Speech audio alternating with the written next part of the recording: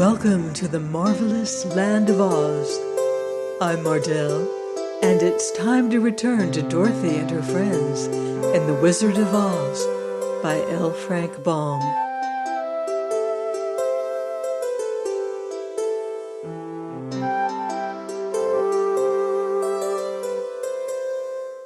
Chapter 9. The Queen of the Field Mice. "We cannot be far from the road of yellow brick now," remarked the Scarecrow as he stood beside the girl, "for we have come nearly as far as the river carried us away."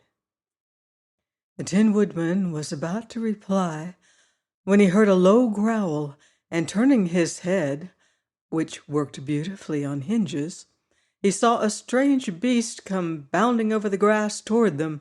It was indeed a great yellow wildcat, and the woodman thought it must be chasing something, for its ears were lying close to its head, and its mouth was wide open, showing 2 rows of ugly teeth, while its red eyes glowed like balls of fire. As it came nearer, the Tin Woodman saw that running before the beast was a little gray field mouse, and although he had no heart, he knew it was wrong for the wildcat to try to kill such a pretty, harmless creature. So the woodman raised his axe, and as the wildcat ran by, he gave it a quick blow that cut the beast's head off clean from its body, and it rolled over at its feet in 2 pieces. The field mouse, now that it was freed from its enemy, stopped short, and coming slowly up to the woodman, it said in a squeaky little voice, Thank you ever so much for saving my life." "Don't speak of it, I beg of you," replied the woodman. "I have no heart, you know, so I am careful to help all those who may need a friend, even if it happens to be only a mouse." "Only a mouse!"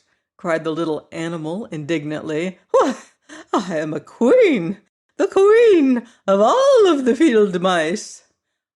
"Oh, indeed," said the woodman, making a bow. "Therefore you have done a great deed, as well as a brave one, in saving my life," added the queen. At that moment several mice were seen running up as fast as their little legs could carry them, and when they saw their queen, they exclaimed, "Oh, your Majesty, we thought you would be killed. How did you manage to escape the great wildcat?" And they all bowed so low to the little queen that they almost stood upon their heads. "This funny tin man," she answered, "killed the wildcat and saved my life. So, hereafter you must all serve him and obey his slightest wish." "We will!" cried all the mice in a shrill chorus, and then they scampered in all directions, for Toto had awakened from his sleep, and seeing all these mice around him, he gave one bark of delight and jumped right into the middle of the group. Toto had always loved to chase mice when he lived in Kansas, and he saw no harm in it. But the Tin Woodman caught the dog in his arms and held him tight while he called to the mice, come back, Toto shall not hurt you." At this, the Queen of the Mice stuck her head out from a clump of grass and asked in a timid voice, "Are you sure he will not bite us?" "I will not let him," said the woodman, "so do not be afraid." One by one the mice came creeping back, and Toto did not bark again, although he tried to get out of the woodsman's arms, and would have bitten him had he not known very well he was made of tin. Finally, one of the biggest mice spoke. "Is there anything we can do," it asked, "to repay you for saving the life of our queen?" "Nothing that I know of," answered the woodman, but the Scarecrow, who had been trying to think, but could not because his head was stuffed with straw, said quickly, "Oh, yes, you can save our friend, the Cowardly Lion, who is asleep in the poppy bed." "A lion!" cried the little queen. "Why, he would eat us all up." "Oh, no," declared the Scarecrow. "This lion is a coward." "Really?" asked the mouse. "He says so himself," answered the Scarecrow, "and he would never hurt anyone who is our friend. If you will help us to save him, I promise that he shall treat you all with kindness." "Very well," said the Queen. "We trust you, but what shall we do?" "Are there many of these mice which call you Queen and are willing to obey you?" "Oh, yes, there are thousands," she replied. "Then send for them all to come here as soon as possible, and let each one bring a long piece of string." The Queen turned to the mice that attended her and told them to go at once and get all her people. As soon as they heard her orders, they ran away in every direction as fast as possible. "Now," said the Scarecrow to the Tin Woodman, "you must go to those trees by the riverside and make a truck that will carry the lion." So the Woodman went at once to the trees and began to work, and he soon made a truck out of the limbs of trees, from which he chopped away all the leaves and branches. He fastened it together with wooden pegs and made the four wheels out of short pieces of a big tree trunk. So fast and so well did he work that by the time the mice began to arrive, the truck was all ready for them. They came from all directions, and there were thousands of them, big mice and little mice and middle-sized mice, and each one brought a piece of string in his mouth. It was about this time that Dorothy awoke from her long sleep and opened her eyes.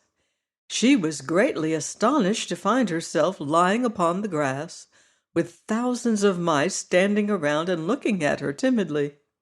But the Scarecrow told her about everything, and turning to the dignified little mouse, he said, "Permit me to introduce you to Her Majesty, the Queen."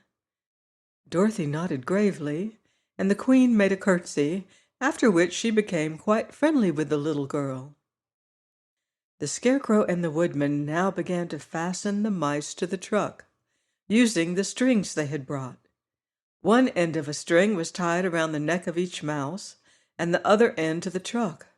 Of course, the truck was 1,000 times bigger than any of the mice who were to draw it, but when all the mice had been harnessed, they were able to pull it quite easily. Even the Scarecrow and the Tin Woodman could sit on it, and were drawn swiftly by their queer little horses to the place where the lion lay asleep.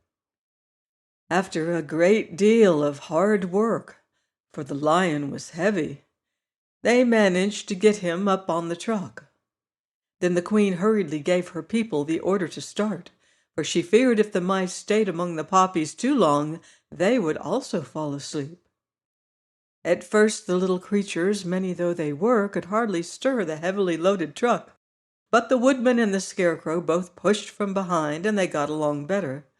Soon they rolled the lion out of the poppy bed to the green fields, where he could breathe the sweet fresh air again, instead of the poisonous scent of the flowers. Dorothy came to meet them, and thanked the little mice warmly for saving her companion from death. She had grown so fond of the big lion, she was glad he had been rescued. Then the mice were unharnessed from the truck and scampered away through the grass to their homes. The Queen of the Mice was the last to leave. "If you ever need us again," she said, "come out into the field and call, and we shall hear you and come to your assistance. Goodbye." "Goodbye," they all answered, and away the Queen ran, while Dorothy held Toto tightly lest he should run after her and frighten her. After this, they sat down beside the lion until he should awaken, and the Scarecrow brought Dorothy some fruit from a tree nearby, which she ate for her dinner. Our friends are safe now, and on their way again to the Emerald City. Please join me next week for more exciting adventure on the marvelous land of Oz. Goodbye for now. See you in Oz.